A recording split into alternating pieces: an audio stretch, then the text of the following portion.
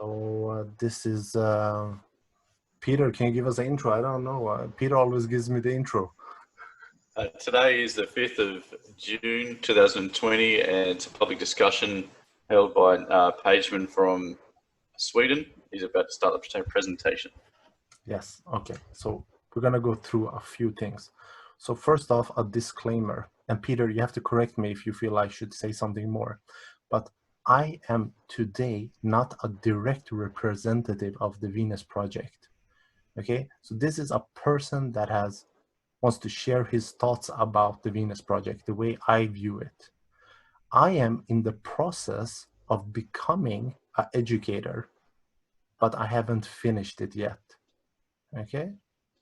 So would you like me to expand on that, Peter, or is that enough? No, that's fine. Thank you. Okay. So in these sessions, I would like you to not promote anything. If you're doing something on the side, that's great. But this is not the place for you to promote that. And we would like you to not talk about conspiracy theories, because we have enough difficulties just to talk about this subject. And when we get into that, you know, it's a difficult subject to just start talking about. And if you feel you want to participate and become a volunteer, or you want to contribute in some way, this is also not the place for that. If you want, you can contact Peter, or we can, write to me and say, I want to do something, and we talk about that later, but not on this session. And I would like to say something about debate. Now, we haven't had that really here, where people, argue with me or try to say, well, this sounds like a lot of bullshit. We haven't had that yet, but it will come eventually. And this is really not the place for it. It isn't that this place is a place of trying to learn. If you feel that something isn't right, or you want to inform me, then do it afterwards. I'm very interested in that. If you want to share something, that's great. But this is not the place, because it takes a long time, especially when you're not used to sharing your thoughts about it, which a lot of people that come here, they have thoughts about the world and they want to share it, but they haven't thought about it really. So it takes them 10-15 minutes to say something. And that is not the place here. Send that to me and we can have a personal discussion about different things. So what happens, let's see if this works now. Let's see, come on, next picture. So what happens in my experience is that people find other people that they think are similar to the Venus Project. And I want to help you have a way of seeing the difference. This was a person that somebody sent me this week and said, is he talking about the same things? Because it seems similar to me. And I would say that most people, I have listened to a lot of lectures. I had my, 2-3 years, which I just sat and listened to lectures. And what I found out that most of the people, when they talk about solutions, what they do, if they have an hour of lecture, what they do is they spend 30 minutes talking about the history of problems in the past. And then they spend 29 minutes talking about current events. And, the last minute before it all ends, they toss out their solution. Here it is. This is what I propose. We do. And then they say, thank you, goodbye, no more questions, I'm out of here.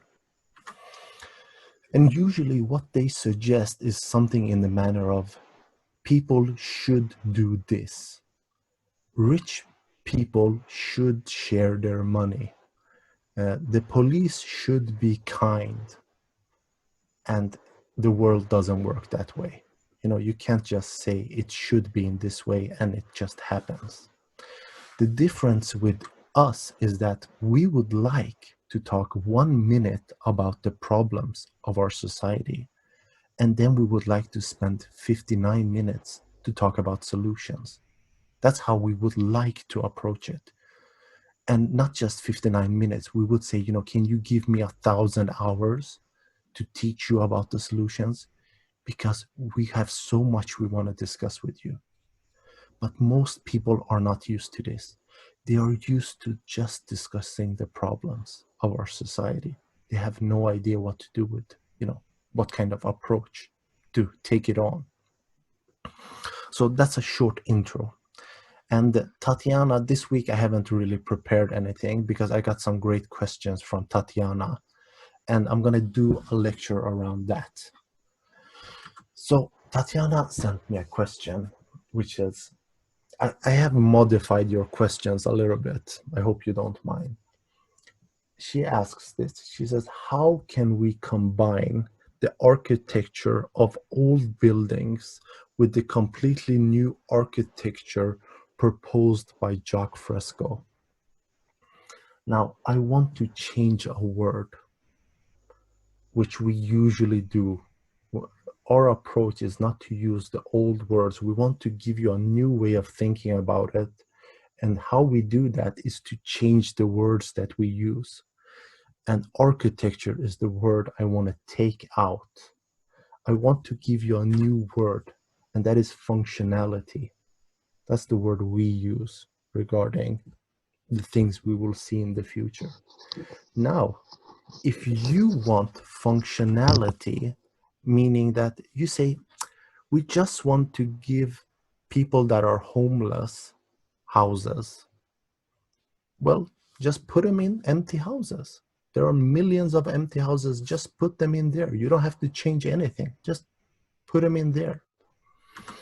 But if your goal is to create the best that you can, to use the resources that you have and the best of technology towards a goal, then the city, whatever you see in it, it's a function towards the goal. It isn't just buildings.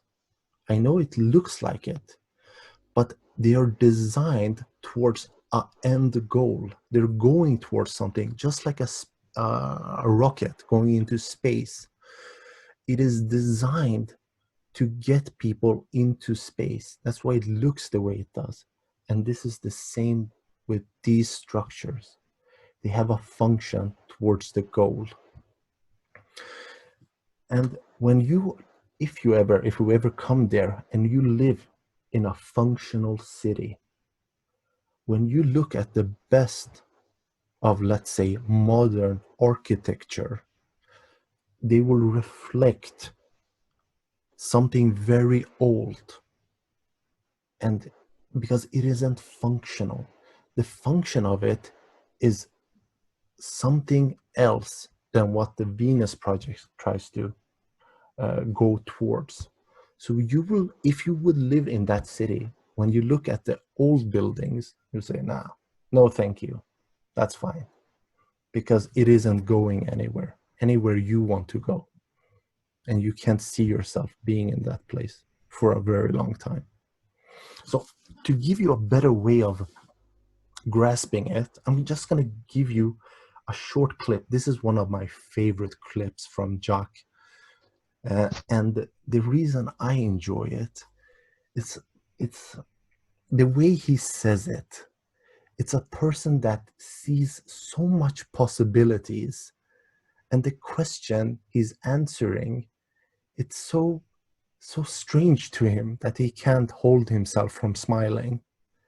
And let's see if you feel the same way. Here it is. This one is from Future My Love. It's just a short clip. Let me know if you can't hear the sound, but let's go. It's just 2 minutes. We have to manage the Earth in accordance with the Earth's productive Sorry. capability, not some opinions of a senator, congressman, or industrial leader. Okay, Rox.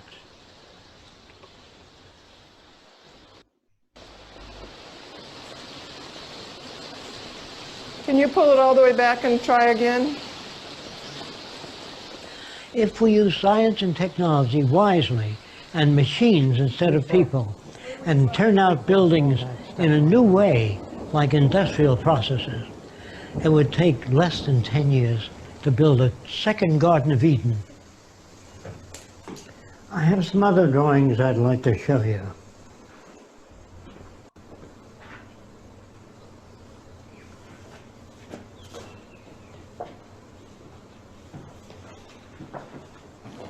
This is a drawing of a house that generates electricity, generates its own power.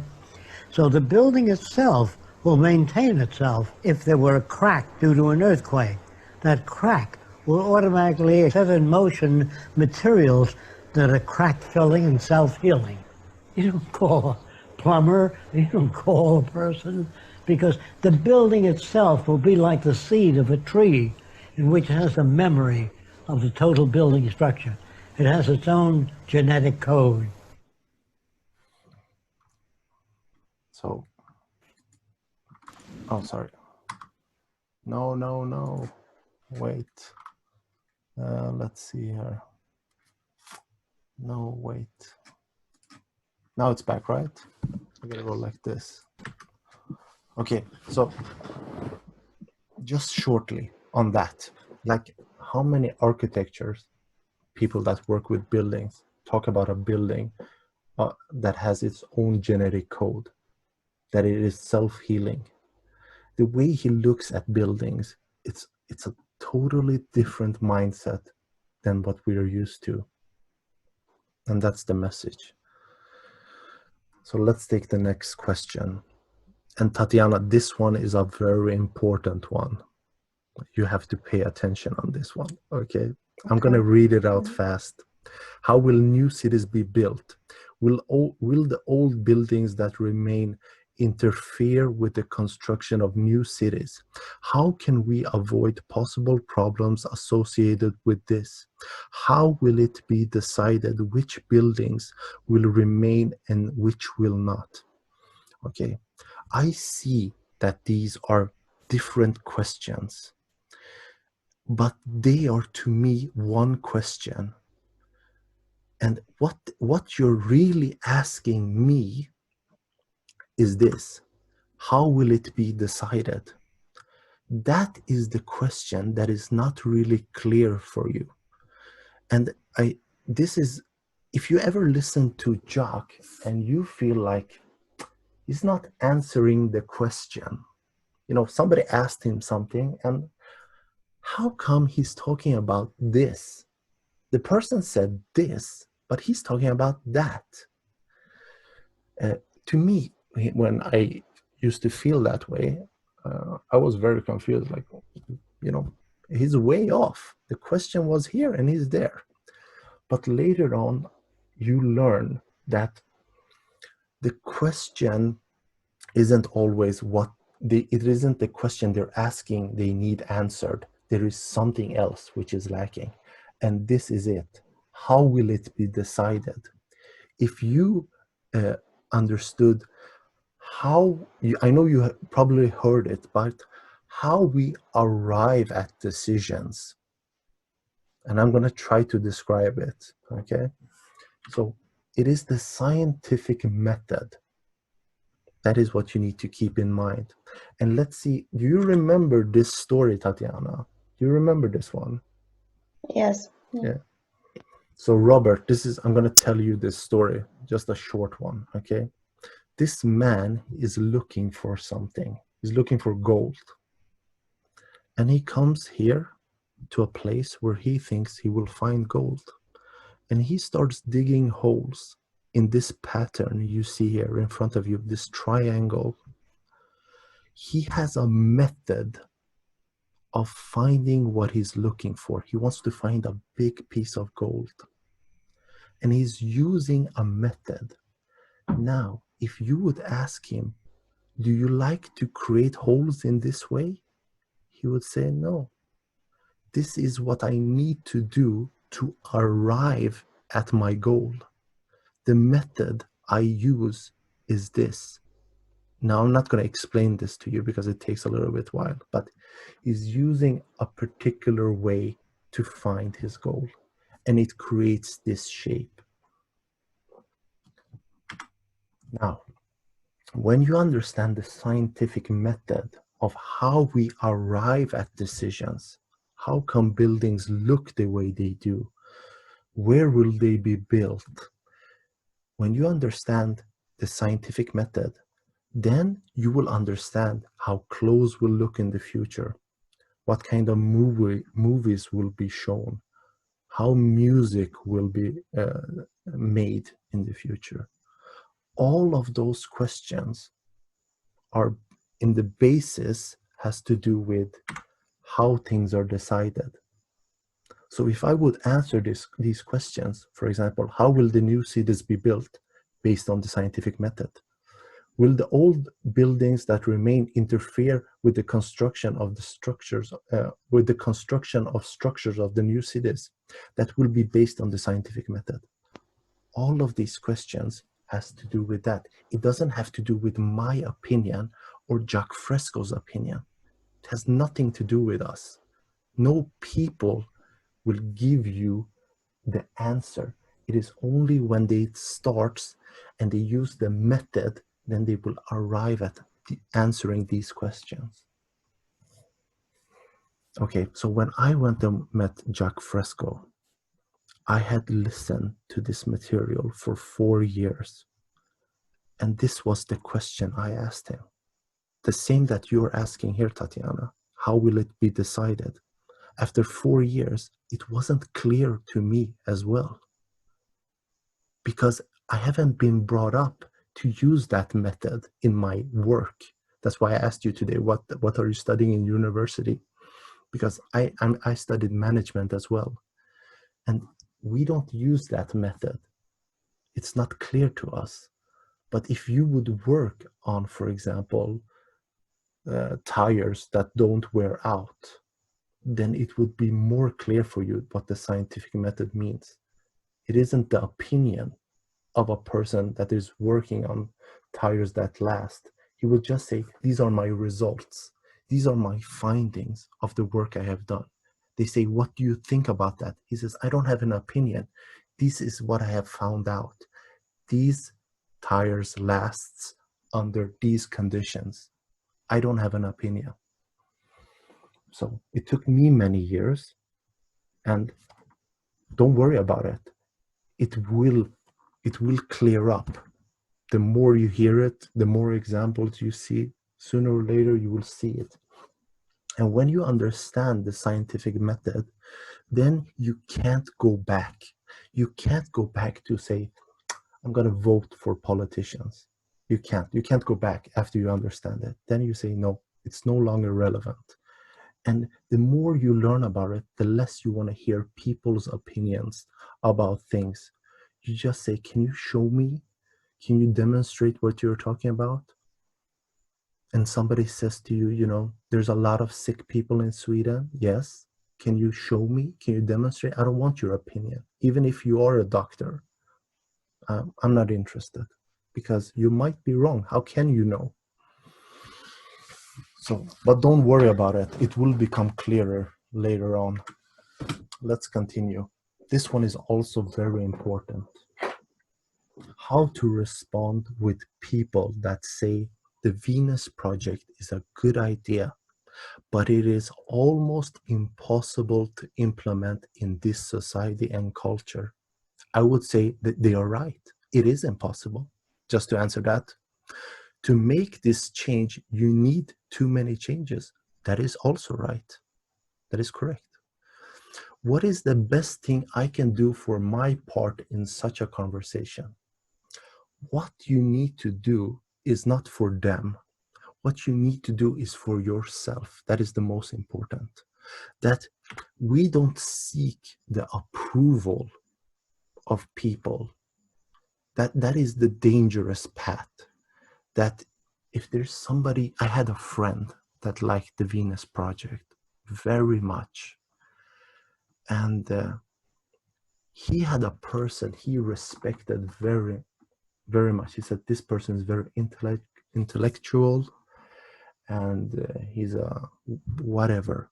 He looked up to him, and he went and talked to him about the Venus project, and he didn't agree.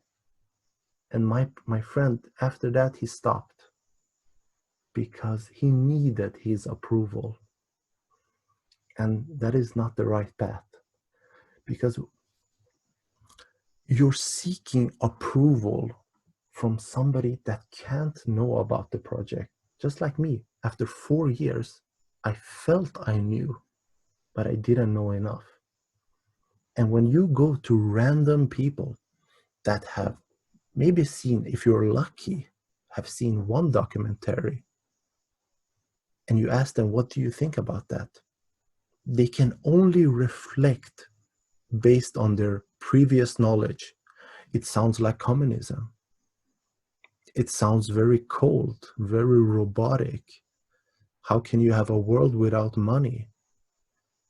Of course they will say these things, just like we did. I did those questions also in the beginning. Now, if you don't seek their approval and you're doing it for yourself, then you go looking for the answer. They said something, you didn't know how to answer it. You go back. You look at the materials, you look at the questions and answers on the Venus project, you talk to us, and you find an answer. But that answer, you don't need to go and tell them. I'm pretty sure they're not that interested. But you take that answer and you put it in your pocket because you're interested in the answer. So what you're trying to do is you're trying to fly in a world that nobody flies. And you say, this is what I'm working with. And they say, thousands of people have tried it. And you say, you're right. Do you know anything about their work?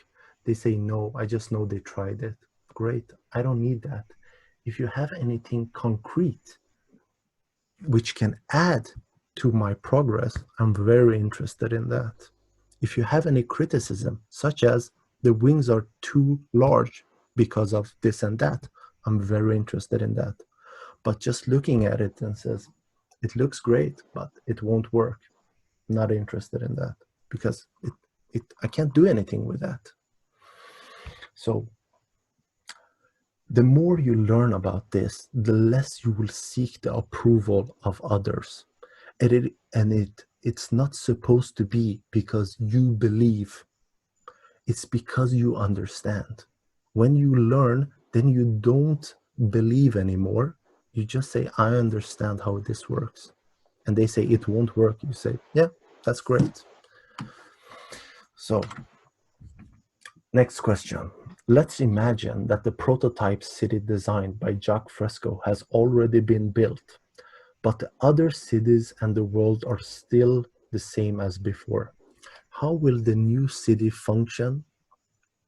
Will the countries want to have control over the city? If everything is available in the new city without any payment, will the residents of the other cities rob this city? Okay, so we don't want to build a city and just go in it and say, me for myself, let's stay in this city and life is going to be great for us. If we do that, that's the end of that city. When you go in there, it's always like, if you have a sustainable city, now you have to start working with people on the outside. Welcome here, welcome to see how our city works. Do you have any questions? Can we assist you in any way? This isn't a greedy city. If you want a way of looking at your role in the Venus project, in a resource-based economy, or let's say in the city, your role will be like, next picture, will be like Doctors Without Borders. You go into different countries and the country doesn't say, oh, you're here, you have resources, we're going to control you. They say, thank you for coming. Most countries invite them in. Most places don't harm them. They go all around the world. Some places do harm them, but they get enough work done. But they don't go there to take things away from them. They just go and say, here, we're here to help you. And that's what we're going to do. We're going to go there. We're going to say, we're here to assist you in any way we can. And they say, what do you want? You say, we would like you, if you find this relevant, to share your resources with us so we can go help other people. Because we feel that if we have a united world, all of our lives will be better. So we are not there to take things away. We're there to assist. Can you imagine the first country that stops, producing for the military and says, hey, let's just go and spend all that money instead helping build schools and whatever? I don't think it would take a very long time before that country would be protected by all other countries. They say they don't take anything. They just come here, they build schools, they take care of our sick. Why should we go and take it over? They're doing it for us. It's like having a factory that is working and producing, and let's go and take it over and mess it up. So that's how we will work. There is no reason to fear, just like Doctors Without Borders. So those were the questions. Thank you for those. Those are always more fun for me to, see how I want to approach them and talk about those things. So thank you for those questions. Keep them coming if you have any. Now, if anybody else have any questions, anything they want to talk about, now is the appropriate time. Anything you don't understand about the project? I had a question about if we should automate everything today. Do you know how many percent we're talking about? I know if we're going to a resource-based economy, there is a lot of jobs that we don't need, but which job can't we automate today? Okay. So whatever the job is that you can't automate, that is the job that people, now this is the attitude in a resource-based economy, okay? In today's society, when they start to automate, everybody that is working, they don't enjoy it. They feel pain because it is taking away from them. In a resource-based economy, this is the attitude that when they put in a new machine, everybody's smiling because the new machine means that now you can do less work. It isn't taking from you. The new machine means more free time for you, better services for other people. And if it's production, now you see a boost in production, more goods available for people. So when people have tasks that are not automated, everybody's working towards making it automated because they want to get out of there. The attitude is totally different from today's society. Today, they bring in a machine, everybody's like, it's not so good, it's not working, get it out of here. The attitude is totally different in a resource-based economy. And if you can't automate, you get people to do the work. For example, giving them an incentive. In this place, you work 5 days. But this work, which is less popular, here you just work 2 days a week. And you're going to have a lot of people that apply for that. You can get people in this society to, jump on grenades to save their fellow soldier. You can get people to go into places. I've given this example before. Have you seen Chernobyl, the series? Have you seen that, Robert? Yeah. Yeah. Did you see the people that volunteered?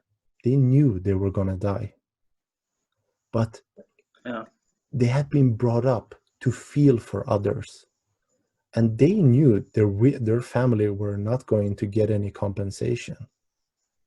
So even in the hardest conditions in this society, you can get people to do a lot of things. Now, in the future, when you do something for the society, you will see the impact immediately. You know, they need this material for healthcare. When you go and get that material, nobody's hiding it. You will see the results immediately. They will show you. They will say, thank you for your work. Now we have this material in the hospital because you went in there. So they will constantly reinforce you. So you see the progress. It isn't obscured. They will constantly show you the progress. That will motivate people.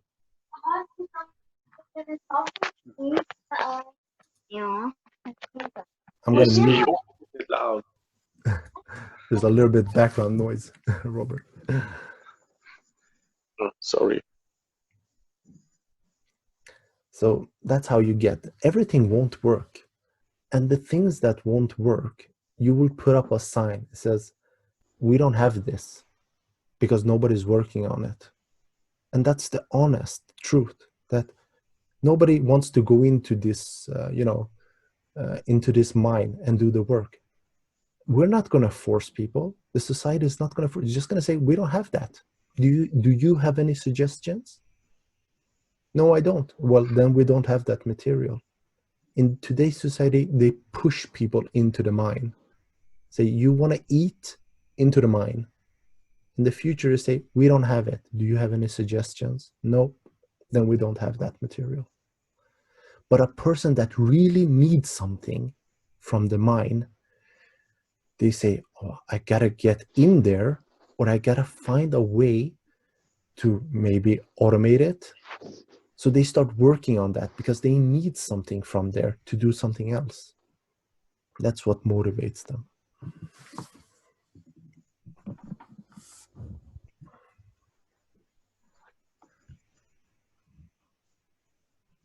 Yeah.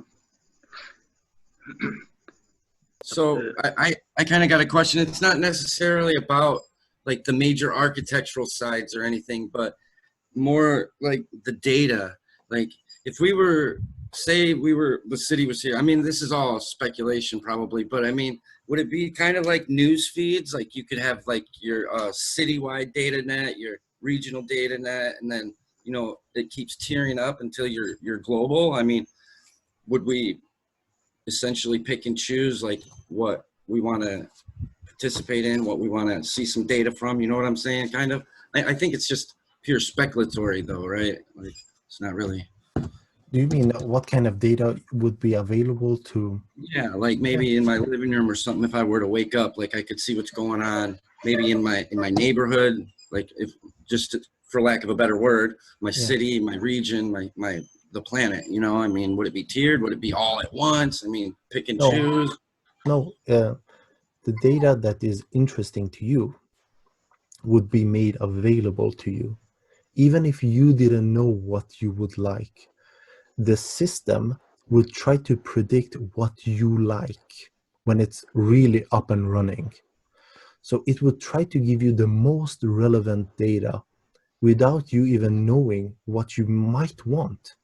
But it will show you, just like YouTube. When you go into YouTube, it's trying to predict what you like. The problem it has, why it's sometimes way off, it's because it doesn't know your personal hobbies. It doesn't know what kind of food you like to eat. It doesn't collect your personal data because you don't want that in today's society. In the future, nobody's after to take it from you, you know? So you will be very happy to share whatever it is you're doing. Because the more you share about what kind of person you are, the more things that are relevant to you will be made available to you.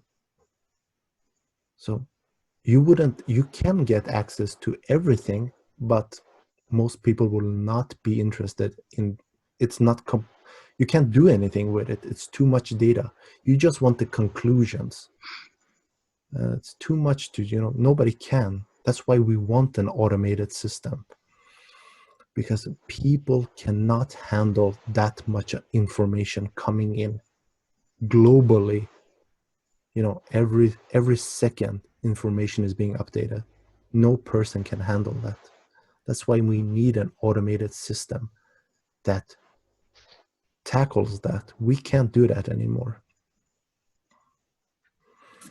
I hear what you're saying, and I, for one, would love to have way better predictive things too. I mean, that would just be wonderful. Wake up and see some all kinds of crazy stuff that, like you said, you wouldn't even know that you were thinking about it.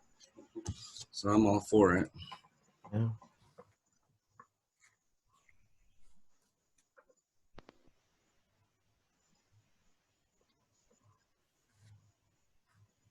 Just toss them out if you have any, or we will.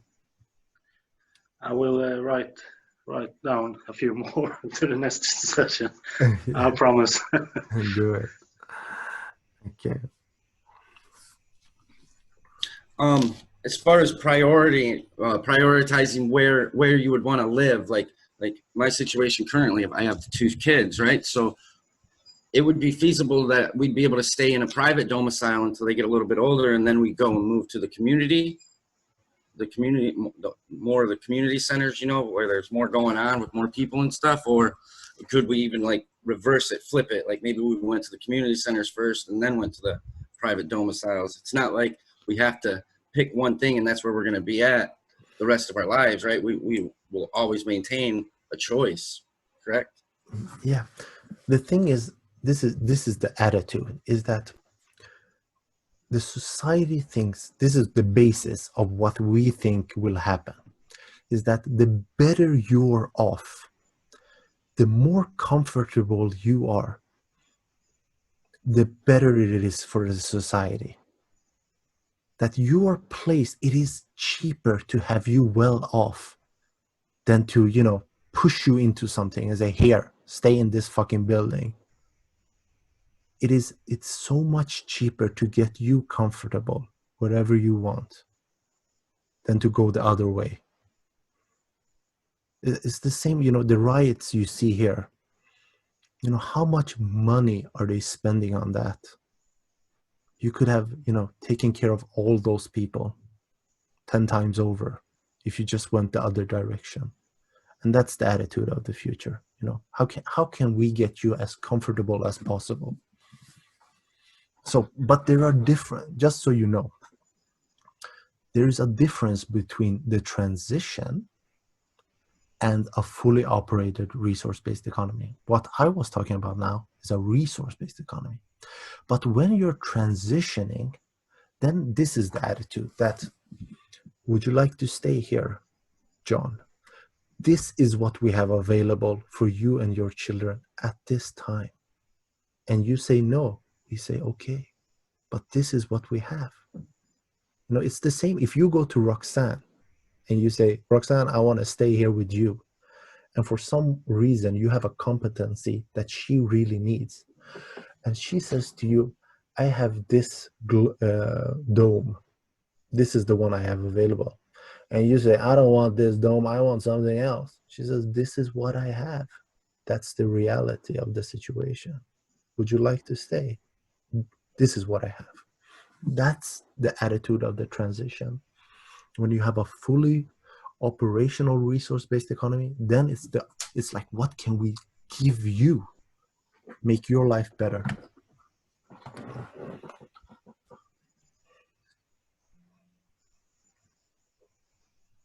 There's a question in the chat there, Paige.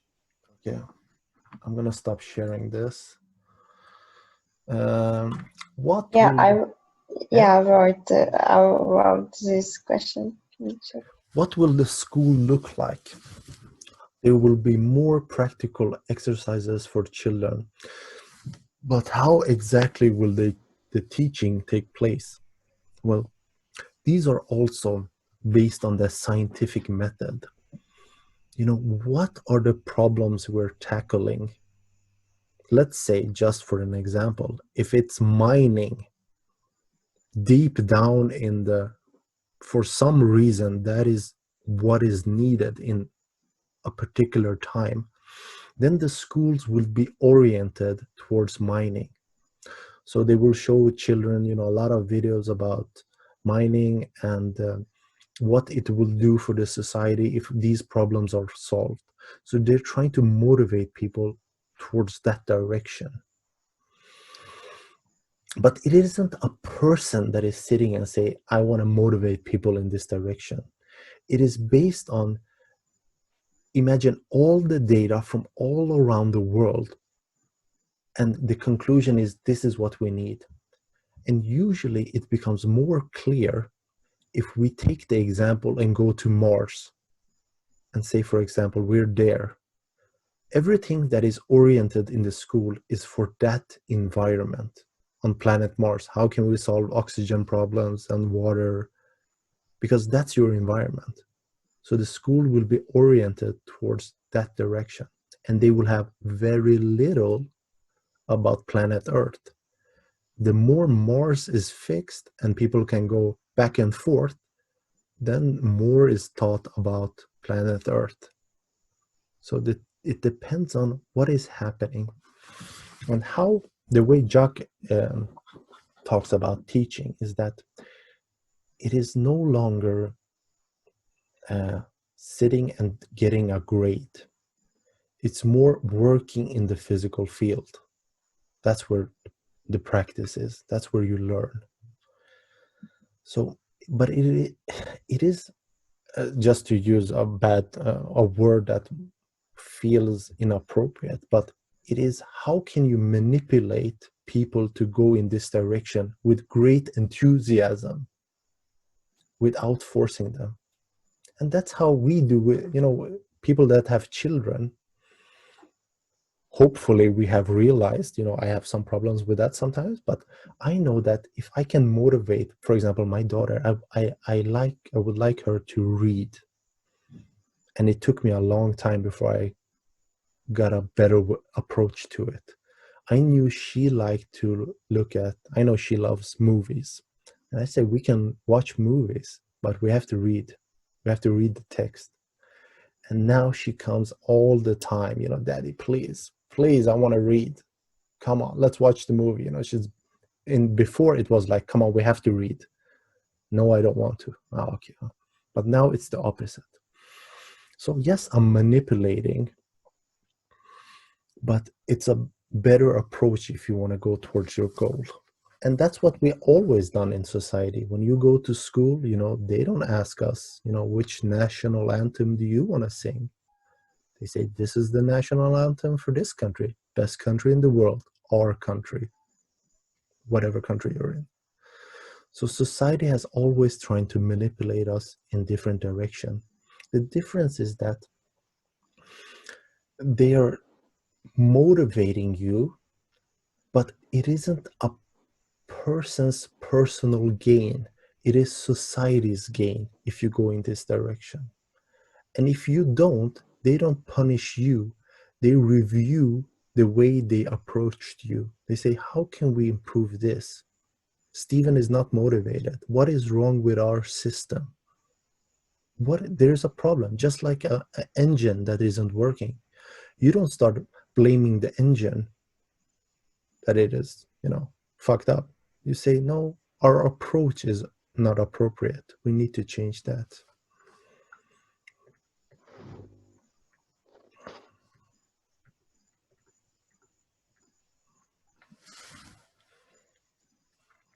I have another question about basically I believe it's the Center for Resource Management and everything, where all the data is coming in. Is the Venus Project going to create its own algorithms for being able to look at the data, or are we going to take from what the world is already doing? Like, places like Walmart and stuff, they track all their material, they track their receipts, they track what's coming in, what's going out. Is it going to be just like we're going to plug all that in together, or we're going to just redo a whole new algorithm that takes into account that we're doing it all now? Or maybe even like a step process where it might start out that we start plugging all these in and then come up with a better algorithm or something. I mean, has there been much work put into that and what that's going to look like or how that's going to get started? I don't know exactly those specifics, but I would say this, that in the transition, you will use whatever you have available. So it isn't that the transition starts and you start, dumping all cars into the, you will use it as long as it is appropriate. And then you will constantly work on improved systems, because all the things we have today are towards the monetary game. It's like, how can we make money out of it? But that's not our attitude. It's like, how can we make this last? How can we make this being appropriate for our aims and goals, which are totally different? But you will use it as long as it is usable. Daniel has written something, an example of the amount of data and technical information current professional security at IT have to filter. So I want to check that out and see what that is. So Daniel, do you want to explain this? Sure. There were questions, I guess, on data and how to, I guess, understand that. I think you put it very well, looking at the results. Just nowadays, if people also, sometimes they come with these questions, is there enough technology to make all that stuff that is proposed in the Venus project to happen? And I've actually been got that question sometimes from POCs and admins as well. And usually, from a technical perspective, I know there's some web developers here as well. It's actually easier, in a way, from a certain perspective, to implement all these ideas and designs, architectures that Jacque Fresco talks about, than it is to maintain the current infrastructure nowadays, because of the amount of, I'm going to say this, separation there is. Like, when you think about it, every organization tries to make a profit. So every single one is a mini system that has to be different than somebody else. Nobody collaborates. On top of that, it's kind of like every day when you live in your apartment, in your home, wherever you live, you're always afraid somebody's going to try to get in and take away something from you. So you got to implement security on top of it. So in other words, what I'm trying to say, it's a very big mess for technical people nowadays to run the world. Let's put it this way. And in this other method, like you explained there, it would be much more simplified because it requires less resources, less time. And it's much easier to go about it. Some of those questions, it really depends on the environment that you're working with. Scientific people looking at questions like those, it's like, oh, who's going to make the decision? Well, what's the environment look like? What are people needing to do?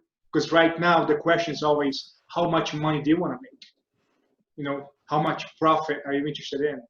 Or how many people are looking to put out of business?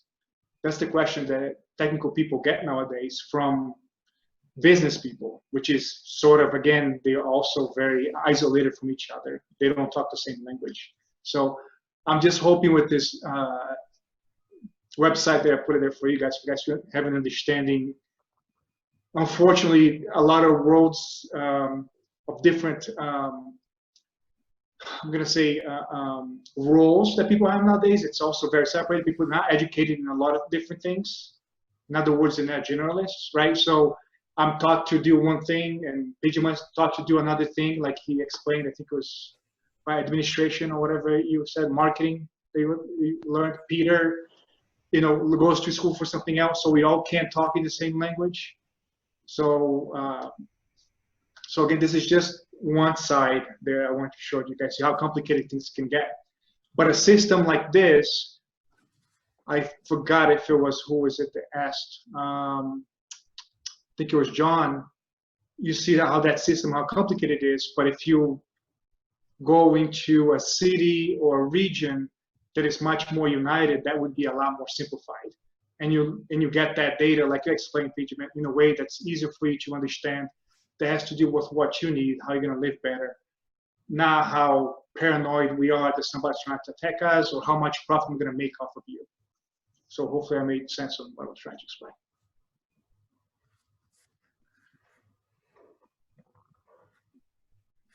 Mind if I ask, Daniel, what's that website showing? Is it physical attacks or just movement and traffic? Yes, it's a traffic of the physical attacks that are happening every second or every minute. Yes. Did you say physical? What? Physical? Yeah, when we say physical, so the physicality of it is like right now, I know it might be abstract to some people, but right now there's traffic going in from different parts of the world to make this video happen. And the type of traffic, we can tell what type of traffic it is. There's different kinds. We label that because of the way they look like. I mean, I can make comparisons to things that we understand today. For example, let's say the traffic is like water, and then some of the water is blue and some of the water is green. And those type of, you know, the different type of color of the water makes a difference in how the quality of video goes through. So it's kind of like monitoring that traffic, and that's physical. Now the physicality, again, is because data moves at the speed of light. Like you guys know, it's you know, electricity, so electromagnetism, because that's why it's so fast. And you have systems in place, these little devices that can track that traffic, or let's call it that water going through the tubes back and forth. That's how come we're talking. That's how come we can see each other. That's how come we can hear each other. They all go through the same stuff. Hopefully that comparison makes sense to you guys.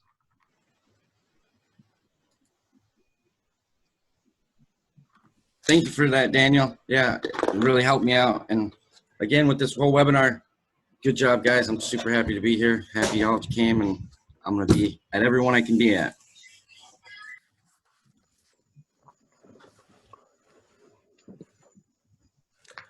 Okay. Do you guys have any more questions, or should we wrap it up?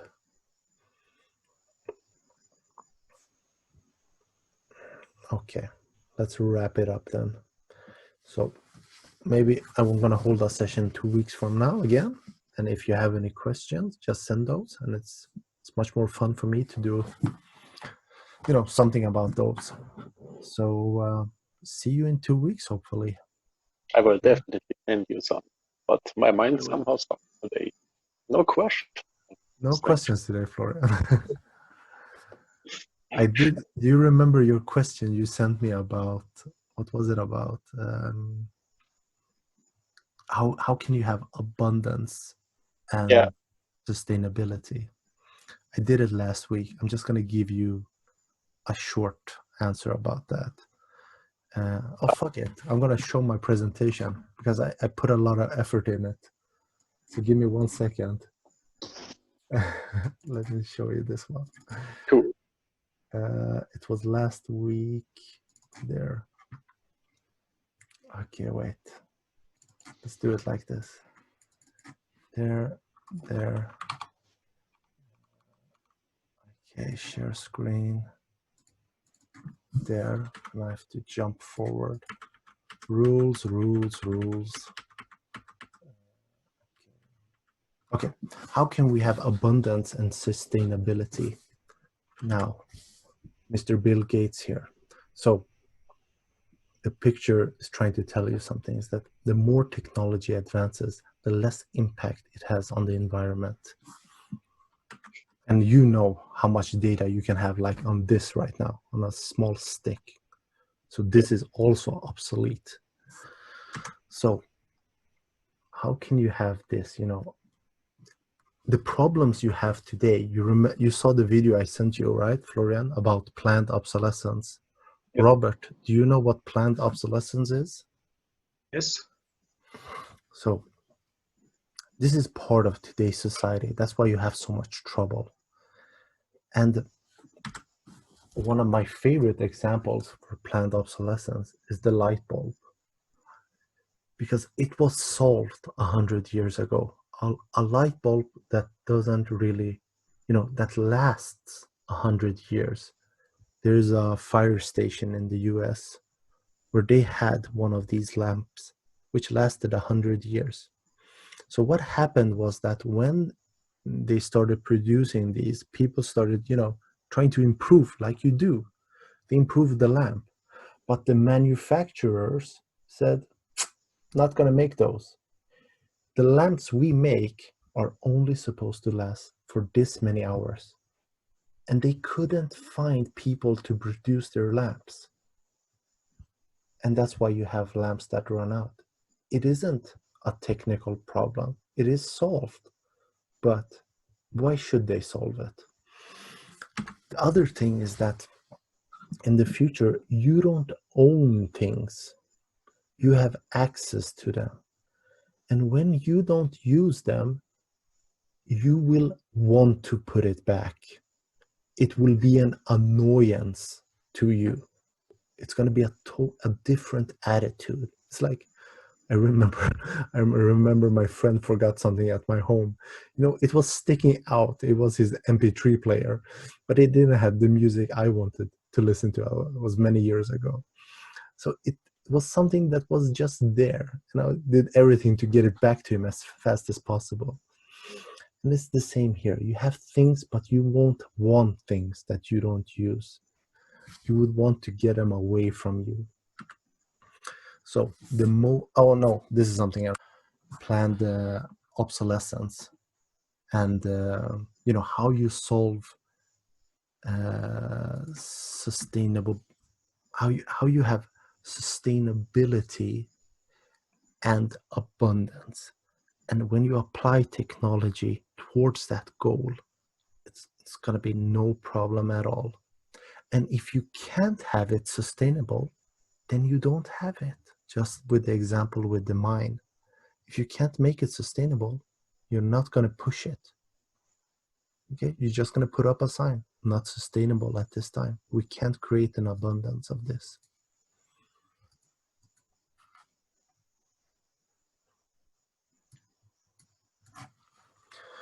So let's wrap it up.